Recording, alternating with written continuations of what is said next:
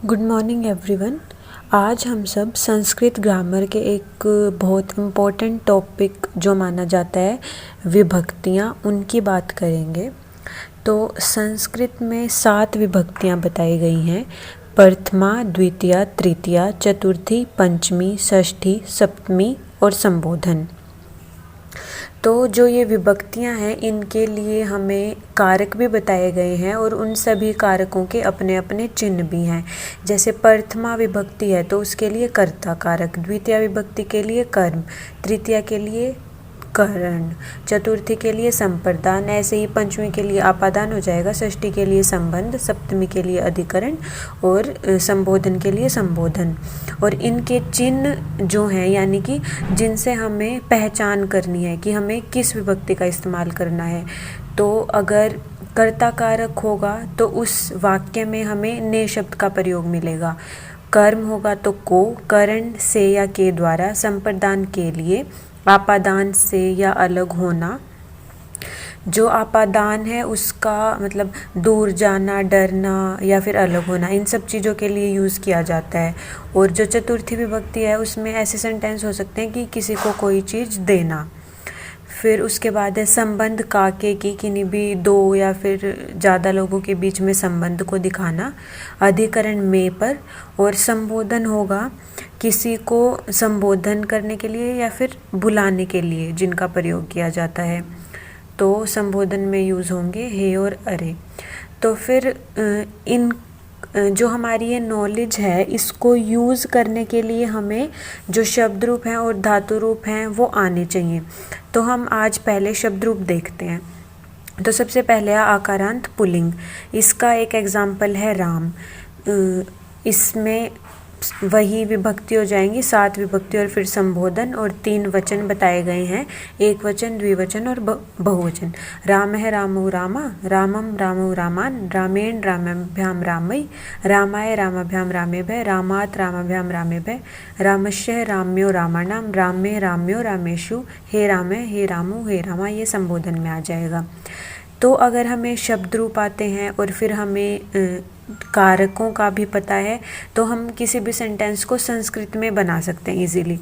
जैसे कोई सेंटेंस है जिसमें ये आ रहा है कि 2 छात्रों ने, तो 2 छात्रों ने आ गया यानी कि प्रथमा विभक्ति लगेगी, कर्ता कारक हुआ। तो जो छात्र का शब्द रूप होगा 2 हैं तो द्विवचन में देखेंगे, प्रथमा विभक्ति का द्विवचन हुआ रामौ, छात्र भी आकारांत है तो राम की तरह ही इसका जो शब्द रूप है वो बनेगा। फिर है छात्रों के द्वारा, जैसे छात्रों के द्वारा पढ़ा जाता है, तो के द्वारा कौन सी विभक्ति में आ रहे, तृतीया में, करण।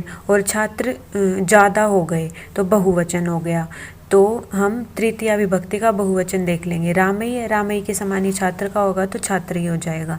फिर छात्र को करम में छात्रम हो जाएगा। फिर 2 छात्रों के द्वारा द्विवचन में देखना पड़ेगा और चतुर्थी विभक्ति लगेगी, संप्रदान कारक है तो छात्राभ्याम हो जाएगा। 2 छात्रों की तो संबंध हो गया तो छात्र हो आ जाएगा, छात्रा से अलग होना हो गया तो छात्रात आ जाएगा, पंचमी विभक्ति लग जाएगी। फिर छात्रों में अधिकरण हो गया तो छात्रेषु, छात्रों पर में और पर दोनों में ही अधिकरण होता है तो यहाँ पे भी छात्रेषु। अब आकारांत शब्द और भी हो सकते हैं, तो वो हैं जैसे बालक, देव, वृक्ष, नर, हस्त, पाद, कर यानी कि हाथ, फिर सूर्य, कृष्ण और छात्र, ये सब आकारांत हैं। फिर उसके बाद है इकारांत पुल्लिंग, इनके एग्जाम्पल हरि, मुनि, कवि, कपि, ऋषि, गिरि, अरि, निधि, रवि।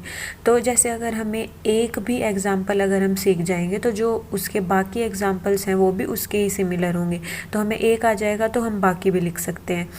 जैसे यहाँ पे हरि है, हरि हरि हरय, हरिम हरि हरिण, हरिणा हरिभ्याम हरिभि, हरे हरिभ्याम हरिभय, हरे हरिभ्याम हरिभय, हरे हरिओ हरिनाम, हरौ हरिओ हरिषु, हे हरे हे हरि हे हरे। इसमें जो एक वचन है उसे हम मतलब यहाँ पे ऑलमोस्ट सिमिलर वर्ड्स हैं तो हमें मात्राओं का भी ध्यान रखना होगा। तो जो एक वचन वाली विभक्तियाँ हैं उन्हें हम कुछ इस तरीके से भी याद कर सकते हैं कि हरिम हरि हरिम हरिणा हरये, हरे हरे हरऊ हरे, एक बार दोबारा बता देती हूँ। हरि हरिम हरिणा हरिये, हरे हरे हरऊ हरे। तो अगर हम ऐसे याद करेंगे तो हमें याद करने में भी इजी होगा। फिर इसके जो एग्जाम्पल्स हैं, मुनि ने, तो ने के लिए जैसे हम देख सकते हैं कौन सी विभक्ति होगी, प्रथमा विभक्ति होगी, तो उस हिसाब से विभक्ति में जो आएगा तो मुनि हो जाएगा। फिर हरि के लिए हरिये हो जाएगा। वानरों के कपिनाम, कवियों में कपीशु, ऋषियों का संबंध आ जाएगा ऋषिनाम। दो पर्वतों ने गिरी, हे पर्वत तो संबोधन आ जाएगा हे गिरह। सूर्य ने रवि हो जाएगा, और वानरों में कपीशु हो जाएगा, हे ऋषि, ये भी संबोधन है, हे ऋषि हो जाएगा। फिर उसके बाद है आकारांत स्त्रीलिंग। इसमें रमा, लता, सीता, गीता, कन्या, विद्या, ये सब आएंगे। रमा रमे रमः, रमाम रमे रमः, रम्या रमाभ्याम रमाभि, रमायै रमाभ्याम रमाभय, रमायाः रमाभ्याम रमाभय, रमायाः रम्यो रमाणाम, रमायाहम रम्यो रमाशु, हे रमे हे रमे हे रमः। फिर उसके बाद लता का भी इसी के सिमिलर हो जाएगा। फिर इकारांत स्त्रीलिंग में नदी है, नदी नद्यौ नद्यः, नदीम नद्यौ नद्यः, नद्या नदीभ्यां नदीभिः, नद्यै नदीभ्यां नदीभ्यः, नद्या नदीभ्यां नदीभ्यः, नद्यः नद्यो नदीनां, नद्यां नदो नदीषु, हे नदे हे नद्यौ हे नद्यः। फिर उसके बाद ऋकारांत जैसे कि पितृ, तो पिता पितरौ पितरः, पितरम पितरौ पितॄन्, पित्रा पितृभ्यां पितृभिः, पितरे पितृभ्यां पितृभ्यः, पितु पितृभ्यां पितृभ्यः। ऐसे करके हम इसे भी कर सकते हैं। और फिर इसके जो दूसरे एग्जाम्पल हो जाएंगे वो भ्रातृ, धातृ, होतृ, ये सब हो सकते हैं। तो सभी का ज़रूरी नहीं है, मतलब एक एग्जाम्पल तो किसी का होगा ही नहीं, सभी के काफ़ी एग्जाम्पल्स होंगे, पर हम अगर एक सीख लेंगे तो हम बाकियों को ईजिली कर सकते हैं। फिर नपुंसकलिंग का जैसे फल, फलम फले फलानी, फलम फले फलानी, फलेन फलाभ्याम फले, फलाय फलाभ्याम फलेभ्यः, फलात् फलाभ्याम फलेभ्यः, फलस्य फलो फलानां, फले फलो फलेषु, हे फले हे फले हे फलानी। या फिर नपुंसकलिंग के और भी जो हो सकते हैं, पुष्प, ज्ञान, पुस्तक, वस्त्र, जल, मित्र, पत्र, गृह यानी कि घर। फिर उकारांत में आ जाएंगे धेनु, वायु, ये सब आ जाएंगे।